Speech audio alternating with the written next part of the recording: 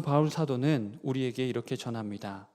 곧 창세전에 그리스도 안에서 우리를 택하사 우리를 사랑 안에서 그 앞에 거룩하고 흠이 없게 하시려고 그 기쁘신 뜻대로 우리를 예정하사 예수 그리스도로 말미암아 자기의 아들들이 되게 하셨으니, 이렇게 말합니다.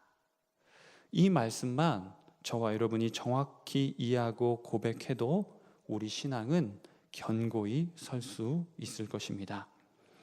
예정론은 강력하고도 선한 하나님의 주권에 의한 것입니다. 철저히 하나님에게서 이루어졌고 시작되어졌고 하나님이 이끌어 가십니다. 그래서 인간의 공로나 종교적인 수행, 선행, 과거 중세교회가 발행한 면죄부, 이런 것들이 구원을 가져다 주는 게 절대 아닙니다. 인간은 전적으로 타락하여서 구원을 이룰 만한 가능성이 전혀 없는 존재입니다. 그리고 하나님이 우리를 선택하심은 모호하고 근거 없는 선택이 아니라 오직 그리스도 안에서의 선택입니다. 또한 성령께서는 우리로 하나님께 선택받은 존재임을 증거하여서 믿게 하십니다. 부르심의 마음을 열도록 도우시고 역사하시지요. 우리 인간이 연약하여 의심하고 넘어지기에 마지막 날까지 우리 신앙과 삶을 끊임없이 새롭게 하십니다. 정리하면 예정론은 단순히 누구는 선택받고 누구는 버림받았다고 하는 이렇게 결과론적으로 그리고 비교의 내용으로서 이야기할 수 있는 게 아닙니다. 비교하게 되면 주님이 말씀하시는 지상 명령은 물론이고 전도의 이유가, 전도의 목적이 사라집니다. 그리고 어떤 이단 단체처럼, 신천지처럼 그렇게 빠지기 쉽습니다. 사도의 고백처럼 우리는 그가 사랑하신 자 안에서 우리에게 거저 주시는 바 그의 은혜의 영광을 찬송할 따름입니다. 오늘 본문 요한복음에는요, 예수님의 자기선언 7가지 내용과 함께 잘 아실 겁니다. 나는 선한 목자다, 나는 생명의 떡이다, 이러한 자기선언 7가지 내용과 함께 하나님의 아들이심을 밝히는 7가지 표적이 이 요한복음에 나타나 있는데요, 본문의 내용은 그 7가지 이적 중에 하나의 내용입니다. 그런데 예수님께서 이렇게 나타내신 표적의 목적은요, 그 기적과 능력을 나타내 보여주는 데에 있지 않습니다. 표적에 담아내신 메시지나 또 표적과 함께 연결된 메시지가 바로 그 주된 목적입니다. 요한복음 5장 24절에 그 목적을 이렇게 이야기하시는데요, 내가 진실로 진실로 너희에게 이르노니 내 말을 듣고 또 나 보내신 이를 믿는 자는 영생을 얻었고 심판에 이르지 아니하나니 사망에서 생명으로 옮겼느니라. 할렐루야. 이렇게 말씀하십니다. 유대인의 명절은 기본 일주일 정도 진행합니다. 예루살렘은 물론이고요, 원근 각처에서 모여든 사람들로 인해서 막 북적거리고 즐거운 잔치 분위기를 이루었을 것입니다. 예수님께서도 예루살렘으로 올라가십니다. 그런데 여기 올라가신다는 표현에는 성전을 향하고 제사 드림의 목적이 담겨 있습니다. 그런데요, 2절에 한번 보실까요? 2절에 보니까 예수님의 발걸음이 멈춘 곳은 어디입니까? 예수님이 어디서 멈추셨나요? 성전이 아닌 성 외곽에 있는 양의 문 곁에 있는 베데스다 못입니다. 이곳은 행각 5채가 있었던 만큼 어느 정도 규모가 있음을 알 수 있습니다. 그런데 이곳에서 무슨 소리가 들리나요? 성 안에서는 하나님을 찬미하는 소리 또는 사람들이 흥겨움에 왁자지껄 떠들어대는 이런 소리들 가득한데 반해, 웃음소리 이런 것들 가득한데 반해 바로 그 성벽 밖에서는 병으로 앓는 소리, 고통으로 신음하는 소리들이 가득합니다. 왜요? 그곳에 도대체 어떤 사람들이 있기에 그러했을까요? 많은 병자, 맹인, 다리 저는 사람, 혈기 마른 사람들이 그곳에 가득 있었던 것입니다.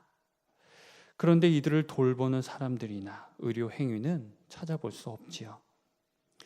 병자들은 구약 시대로부터 율법에 의해 부정한 사람으로 진단받고 따로 이렇게 격리 조치당합니다. 그러니까 명절에 이렇게 와서 명절에 참여해서 제사 드리고 싶어도 처음부터 출입 통제 당해 성전에 들어갈 수 없는 그러한 사람들입니다. 주님은 이렇게 몸이 병들고 마음이 외로운 이들, 곧 소외된 사람들이 있는 곳으로 향하신 것입니다. 베데스다 못이요, 베데스다 연못은 유대 지도자들이 마련한 정치와 종교 장치였을까요?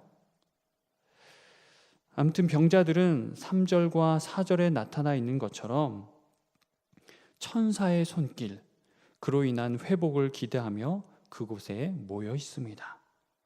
이 연못에 대한 내용 두 가지는 이러한데요. 첫 번째는 유대인들의 소망이 담긴 전설입니다. 본문에 나와 있는 내용이 그것입니다. 그러니까 천사가 가끔 내려와서 물을 이렇게 휘저 놓는데 물이 움직일 때 제일 처음으로 들어가면 무슨 질병에 걸렸든지 낫는다고 하는 그러한 내용입니다. 두 번째는 이스라엘 역사가들의 해석인데요. 베데스다 못은 양의 문 곁에 있다고 아까 했는데 그래서 양못이라고도 부릅니다. 양의 연못. 꽤 오래전부터 양과 염소를 매매하는 시장, 제물로 사용할 짐승을 사육하는 장소가 바로 그곳에 있었는데 중요한 내용은 이곳에서 하나님께 드릴 제물을 정결하게 준비하는데 번제물로 드리기로 한 그 짐승을 이 연못에서 깨끗하게 씻습니다.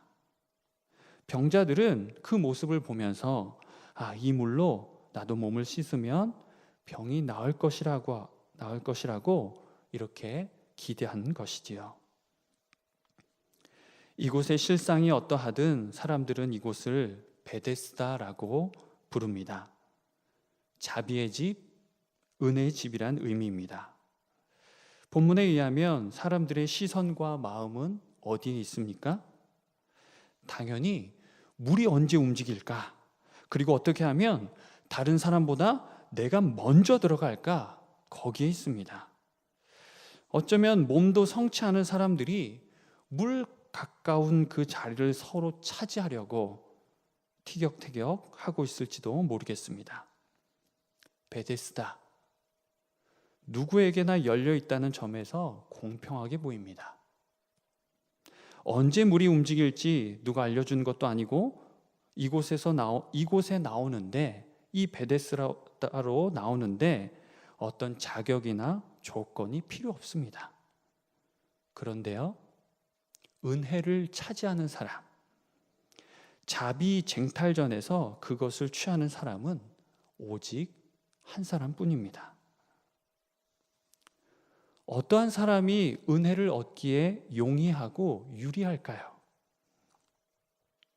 생각해 보면 병의 정도나 연약함이 덜한 사람일 것입니다. 조금 더 움직일 수 있는 사람, 조금 더 병의 깊이가 얕은 사람. 가족이나 누군가를 많이 동원할 수 있다면 그 가능성은 좀 더 높아지겠지요.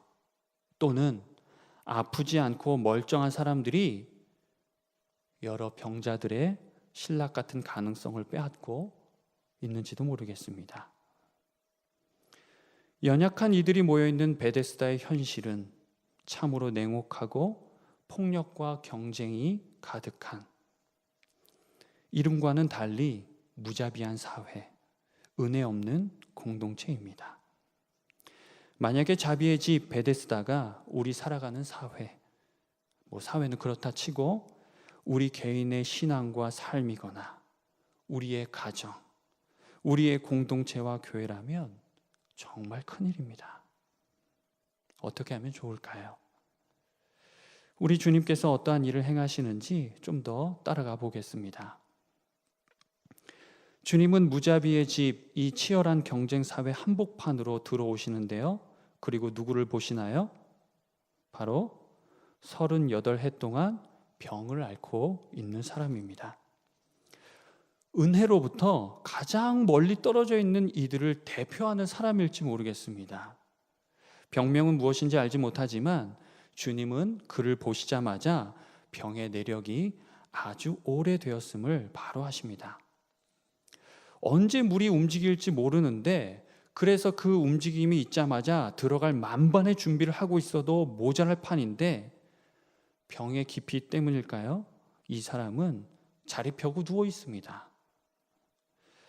그렇다고 자기 삶을 아예 포기한 것 같지는 않습니다. 7절에 보니까요. 어떻게 이야기하고 있습니까? 내가 가는 동안에 다른 사람이 먼저 내려가요. 이렇게 말해요. 내가 가는 동안에. 그러니까 어떻게 해서든 몸을 움직여 물로 나아가려는 그런 시도가 있었음을 알 수 있습니다. 병 나으려 몸부림치는 모습이 눈에 선하지요. 또 한편 계속 그대로라면, 계속 그 모습이라면 베데스다에서의 그의 삶, 결말 역시 눈에 선합니다. 누가 그를 도와 물이 움직일 때 연못에 넣어주겠습니까? 그 사회 속에서 진즉 성 밖으로 격리되고 이 베데스다 안에서도 배제된 존재인데 말입니다. 우리 주님 베데스다의 실상을 보시고 왜 분노하지 않으셨을까요? 그곳의 수많은 병자들을 보시며 어찌 그들을 불쌍히 여기지 않으셨을까요? 그런데 우리 주님의 시선은요, 베데스다에 오셔서 줄곧 이 38해 병자에게 고정되어 있습니다. 그리고 병자를 향하여 뭐라고 질문하시나요? 뭐라고 질문하시지요? 네가 낫고자 하느냐? 질문하십니다. 네가 낫고자 하느냐? 뭐 병자한테 물어보나 마난 질문을 던지나 싶지만 예수님께서 아무런 의미 없이 이러한 질문을 하지 않으셨을 겁니다. 예수님의 질문을 직역하고 의역하면 이렇습니다.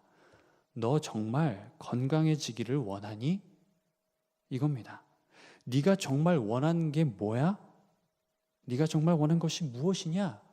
이것입니다. 만약에 우리 주님이요, 저와 여러분에게 이렇게 물으시면 뭐라고 대답하시겠습니까? 다 그렇지는 않겠지만 이에 대해 분명하게 답변하는 사람이 많지 않습니다. 뭐 답변할 내용이 너무 많아도 그럴 수 있겠지요. 고민과 인간적인 계산 가득했으면서도 자기가 무엇을 원하는지 모르는 사람이 있습니다. 하나님에게 솔직하게 말하면 너 무엇을 원하니? 했을 때 나에게 이 마음을 솔직하게 말하면 하나님이 책망하시거나 거절하실 것 같습니까?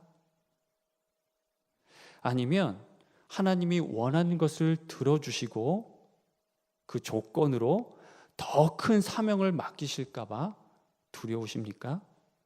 또 아니면 자기 자신의 실상을 마주하고 살아계신 하나님의 임재를 대한 일이 두려우신가요? 우리 그리스도인은 말씀을 통해 하나님을 친히 이렇게 마주 대하기보다 쓸데없는 간증, 그러니까 하나님 없는, 하나님을 도구 삼은 자기 자랑 같은 이런 쓸데없는 간증과 근거 없는 전승, 근거 없는 이야기들을 너무나 많이 접하고 그것을 우리 신앙과 삶의 내용으로 삼는 것 같습니다. 거기에는 내가 만난 하나님은 없습니다. 누군가로부터 들은 하나님, 누군가가 경험한 하나님만 가득하지요. 그러면 우리는 하나님을 얼마나 오해하며 잘못 알고 있습니까?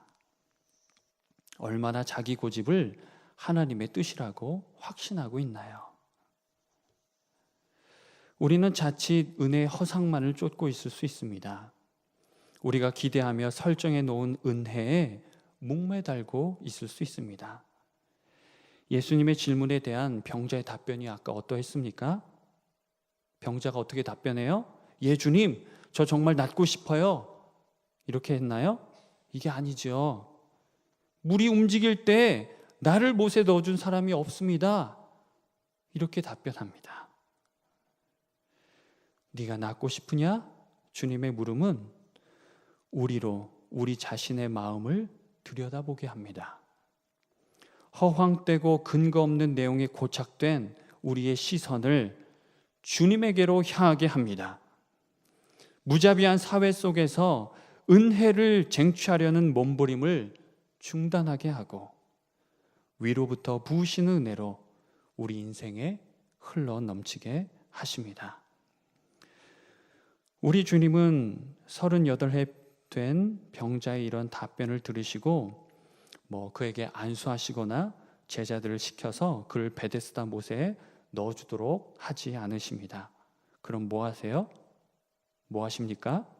그에게 말씀하십니다. 8절 말씀 우리 함께 읽어보겠습니다. 예수께서 이르시되 일어나 내 자리를 들고 걸어가라 하시니. 아멘. 그저 이 말씀이 전부입니다.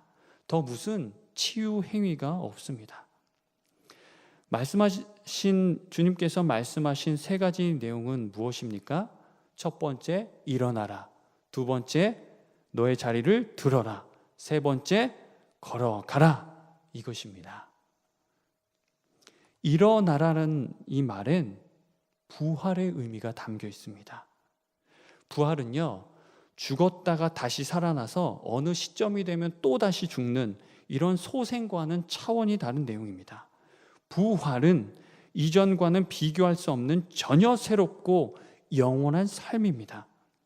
그러니까 예수님이 병자를 향해 선포하신 바로 이 메시지는 곧 부활의 메시지인 것입니다. 할렐루야.